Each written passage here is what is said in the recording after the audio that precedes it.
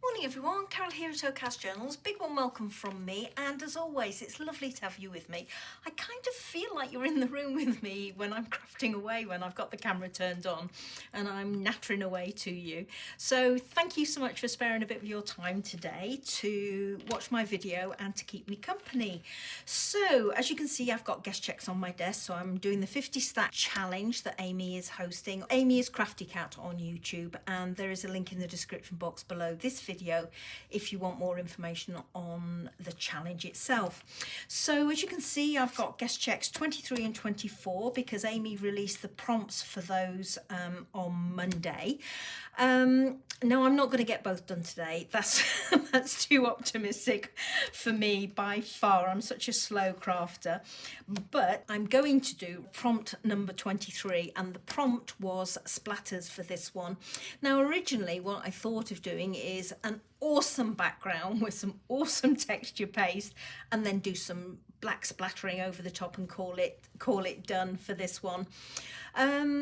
But then something else came to mind, and I'll show you what it is. I've had this particular image in my stash for absolutely ages, and the reason being is that I thought that I would actually embroider this.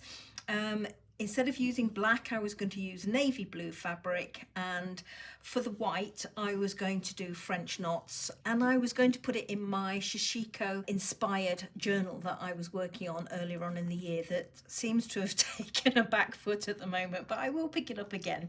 So as I say, I was thinking of embroidering this, but the minute I heard that the prompt was splatters, this came to mind, and then I pushed it away thinking, no, do the background that you originally thought of. But I keep on coming back to doing this one.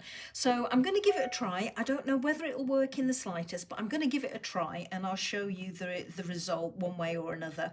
And if it doesn't work, I'll go to plan B, which was, as I say, the background. So what I've done is I have taken a piece of black cardstock and I've cut it out to the size of my guest check. Easy peasy. What I've also done is I've run off another image or another copy of this image, and I spent the last 12 years fussy cutting it out, and it looks lovely, doesn't it? Look at that on there like that. Now I could, if I wanted to, put that down on there and splatter everything in black and leave it like that. But I thought it would be nice reversed, so hence why I've cut out this little piece of black cardstock, because I'm going to use this as my mask. Oh, actually, if I turn it over, you'll get an idea. If I turn that over like that and use it as my mask and splatter the background, then what I'm hoping is that I'm going to get the outline of the cat's head on this piece of card. And if it works, then I'm going to stitch it down onto my guest check. So fingers crossed, I'm going to run away now and get some paint, and I'm going to get, I think, a splatter box. And I'm also going to cover everything up in my craft room because I'm going to get it everywhere. I always do when I make splatters. So let me go and do that and I'll be with you in a second. So I'm all set up now. As you can see, I've got my splatter box, I've got my cardstock in there, and I've just put a couple of paper clips to hold my cat's head onto my card, and I've got a big puddle here of white paint, and this is just Daler Rowney graduate acrylic paint, nothing special, titanium white, and I've mixed it up with a little bit of water. I've got a couple of brushes off to one side that I might resort to for just tapping together to get splatters on here, but I'm going to go in with my Tim Holtz splatter brush. Now I never usually have any luck whatsoever with this. There must be a knack to using it, but I'm gonna give it a try today.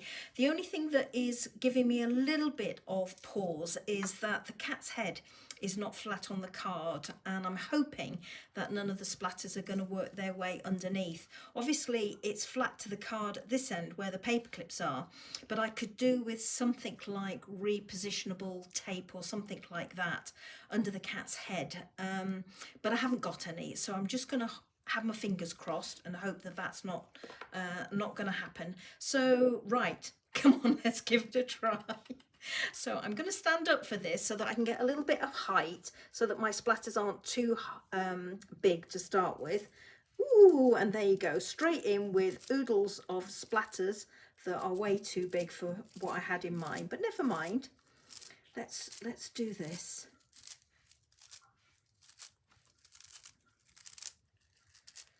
I've got some there which are way too big, but never mind.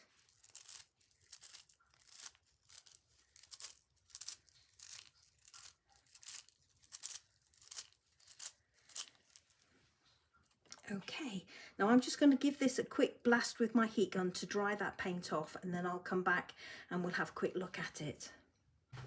Now that it's dried off, this is what it looks like, and I'm really pleased that I didn't get any splatters going underneath the template that I was using. I've still got my cat image, and that's fine. It's probably harsher in terms of splatters than I had imagined. I was imagining very fine splatters, but obviously I haven't got the control with that Tim Holtz splatter brush, and I obviously need lots and lots more practice at it. It's a different effect altogether from this one. As you can see, I did toy with the idea of going in with some distress paint on this dauber before I took the actual template off to see if I could get a more defined edge, but I could actually see a little bit underneath, and I was quite happy with the outline that I'd got. It's not perfect, as you can see up here at the ears, but I'm still okay with that. And what I'm going to do is I'm going to go round now and stitch on my machine with some white stitching, and I'm just going to put it on there, and I'm going to call it done, because I just want something really simple this week.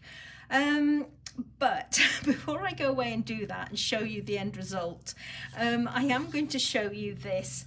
Now, I couldn't resist playing a bit more, and I ended up with this one. There's my template, as you can see. If I just, this is the same cardboard as this one. But I went in with some Dilutions ink spray here, and this one is white linen, so it's very similar to Tim Holtz's or Ranger's Distress Paint. I mean, I know that they're both by the same company, they're both by Ranger, just different products for different designers. Now this one gave me a lot finer splatters, so I've got a more detailed head going on here, and the ear has worked, which didn't work particularly well on this one. You can't see it very well, but overall I like this effect so much better. I did get a big splodge down here, and that's why I've got this area at the bottom. I just went in with a wet wipe to try and daub the big, or dab the big splodge away, and of course, because the wet wipe was wet and the Dilutions spray was wet, it just smeared it, which I knew it would do, but this was just a play piece, so I wasn't too bothered about it. And it gave me another look, didn't it? So yeah, I'm quite pleased with how they've both worked out. This is the one obviously I'm going to use as my guest check, and I could even use this one, couldn't I, where it's my template where I've sprayed over it, and that would be equally as nice. In fact, I like this on the plain black better than I like that look, in all honesty. So I might make a tag or something with that, I don't know, rather than waste it, because I could always go in with a white marker to create these whiskers that give this image so much character. So anyway, that's a job for after this project. Oh, look at this, see, I'm going in now with that, or even if you move it slightly, that looks good as well. Oh my goodness, lots of options there. Right, okay, again, to one side with that. I'm going to go and stitch this on my machine and then glue it down to my guest check, and I'll come back and show you what it's like. So there we go, everybody. That's how my guest check looks now. As you can see, I've just done a couple of rows of just plain white stitching, messy stitching round the outside to frame the cat image, and I'm just going to leave it there. Really simple and easy this week. It's glued onto my guest check, and actually this has to be the quickest one of all of the guest checks that I've done so far, so I might actually go in and start number 24. Okay, I'll do a couple of photos at the end of the video, everybody, and if you're interested in some of the products that I've mentioned because they're new to you or whatever, the name will be in the description box below the video. So there we go, everybody. I'll see you with prompt number 24. Take care now. Bye bye.